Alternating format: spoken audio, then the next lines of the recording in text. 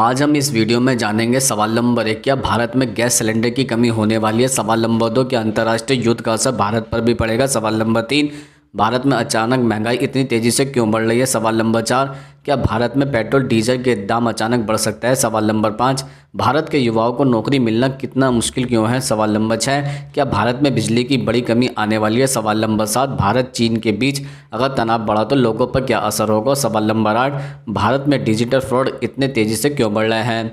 तो सबसे पहले हम जानते हैं सवाल नंबर 1, क्या भारत में गैस सिलेंडर की कमी होने वाली है।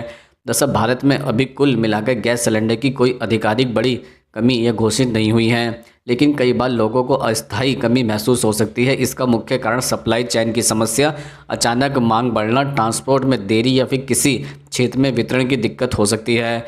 भारत में घरेलू एलपीजी सिलेंडर की सप्लाई मुख्य रूप से Indian oil corporation, Bharat petroleum और हिंदुस्तान पेट्रोलियम जैसी कंपनियां करती हैं। यह कंपनियां देश भर में लाखों उपभोक्ताओं तक गैस पहुंचाने के लिए लगातार उत्पादन और आयात दोनों पर निर्भर रहती है।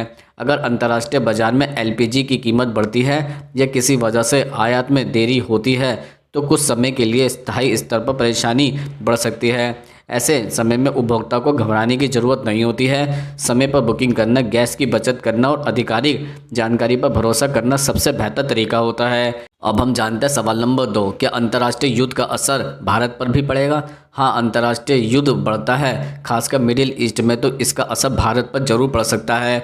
भारत अपनी ज़रूरत का लगभग 85 से 90% कच्चा तेल विदेशों से आयात करता है, इसलिए युद्ध होने पर तेल की सप्लाई और कीमतों में बड़ा बदलाव आ सकता है। हाल की खबरों के अनुसार मिडिल ईस्ट के संघर्ष और स्ट्रेट और हॉर्मुज़ में रुकावट के कारण वैश्विक तेल आपूर्ति प्रभावित हो रही है और कीमतें तेज़ी से बढ़ रही हैं। इससे भारत में पेट्रोल डीजल महंगे हो सकते हैं और महंगाई बढ़ सकती है। इसके अलावा रुपए की कीमत पर भी दबाव पड़ सकता है और शेयर बाजार में उतार चढ़ाव बढ़ सकता है। अगर तेल लंबे समय तक महंगा रहा तो भारत की आर्थिक वृद्धि भी धीमी पड़ सकती है। इसलिए अंतर्राष्ट्रीय युद्ध भले ही भारत में न हो, लेकिन तेल व्यापार महंगाई के जरिए उसका असर भारत की अर्थव्यवस्था और आम लोगों के खर्च पर जरूर पड़ सकता है। अब हम जानते हैं सवाल नंबर 3, भारत में अचानक इतनी महंगाई क्यों बढ़ रही है। दरअसल भारत में हाल के समय में महंगाई बढ़ने की सबसे बड़ी वजह रोज़मर्रा की चीज़ों की कीमतों में बढ़ोतरी है। फरवरी 2026 में भारत की खुदरा महंगाई दर लगभग 3.21% तक पहुंच गई थी, जो पिछले महीने से ज़्यादा है। इसका मुख्य कारण खाने पीने की चीज़ों की कीमतें बढ़ना है। सब्जियां, अनाज और अन्य खाद्य पदार्थ महंगे होने से आम लोगों का खर्च बढ़ जाता है। दूसरा कारण अंतर्राष्ट्रीय स्थिति है। अगर मध्य पूर्व में तनाव या युद्ध बढ़ता है तो कच्चे तेल की कीमत बढ़ जाती है, जिससे पेट्रोल, डीजल और ट्रांसपोर्ट महंगा हो जाता है। इसका असर सीधे सब्जियां, सामान और अन्य चीज़ों की कीमतों पर पड़ता है। इसके अलावा सोना, चांदी और कुछ उपभोक्ता वस्तुओं की कीमतें बढ़ने से भी महंगाई पर दबाव पड़ता है। हालांकि सरकार और रिजर्व बैंक ऑफ इंडिया महंगाई को नियंत्रण रखने के लिए नीतियां बना रही हैं ताकि आम लोगों पर इसका असर कम किया जा सके। अब हम जानते हैं सवाल नंबर 4, क्या भारत में पेट्रोल डीजल के दाम अचानक बढ़ सकते हैं। दरअसल भारत में पेट्रोल डीजल के दाम अचानक बढ़ सकते हैं या नहीं, यह मुख्य रूप से अंतर्राष्ट्रीय तेल बाजार पर निर्भर करता है। हाल की खबरों के अनुसार मध्य पूर्व में बढ़ते तनाव और स्ट्रेट और हॉर्मुज़ में खतरे के कारण दुनिया में कच्चे तेल की कीमतें बढ़ने लगी है। इस रास्ते से दुनिया के लगभग 20% तेल की सप्लाई गुजरती है, इसलिए यहाँ किसी भी संकट का असर सीधे तेल की कीमतों पर पड़ता है।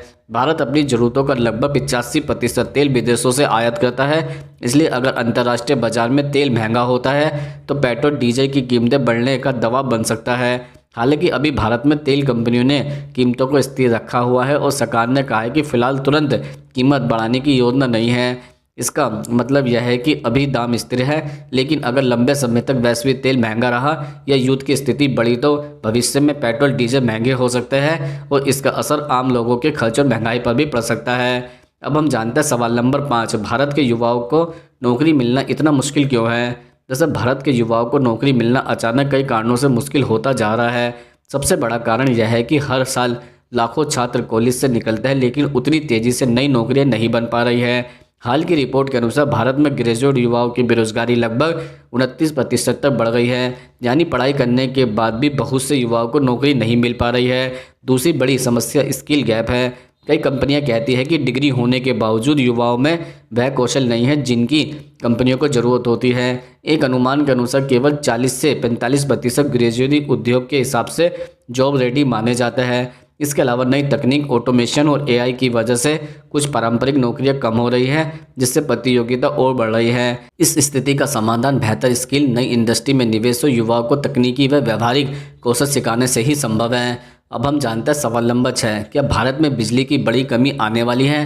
दरअसल भारत में फिलहाल बड़ी बिजली की कमी की आधिकारिक घोषणा नहीं हुई है, लेकिन गर्मियों में बिजली की मांग तेजी से बढ़ने की संभावना है।